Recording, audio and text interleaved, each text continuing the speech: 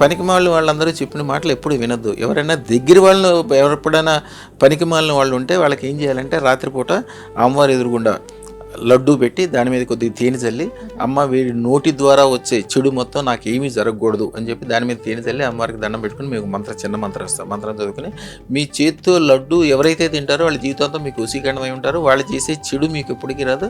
వాళ్ళ ద్వారా వచ్చే మంచి ఏమైనా ఉంటే జరుగుతుంది. ఇలాంటివన్నీ చిన్న చిన్నవి పద్ధతుల ద్వారా కూడా మనల్ని మనం క్లెన్స్ చేసుకోవచ్చు. మనకి ఏమీ కాకుండా ఒక ప్రొటెక్టెడ్ లేయర్ మన ముందు మనం ఏర్పరచుకోవచ్చు. మీ అంతటికి మీకే అసలు ఇవన్నీ చేయాల్సిన అవసరం లేకుండా అదృష్టతను మీరు ఎప్పుడైతే పెట్టుకుంటారో అసలు అట్లాంటి చెడు వాళ్ళు మీ దగ్గరికే రారు. వాళ్ళకు కూడా మంచి బుద్ధి పుట్టింది, వాళ్ళు కూడా బాగుపడతారు. మీరు మీ వెనకాల ఉన్నవాళ్ళు, మీరంటే ఇష్టపడేవాళ్ళు, మీకు దండం పెట్టేవాళ్ళు, మీ వెనకాల ఉన్న కోట్లాది మంది ఎవరైతే ఉంటారో, కొంతమందికి రాజకీయ నాయకులు అయితే కోట్లాది మంది ఉంటారు, ఒక చిన్న ఊరు ప్రెసిడెంట్కి అయినా కూడా లక్షల్లోనే ఉంటారు.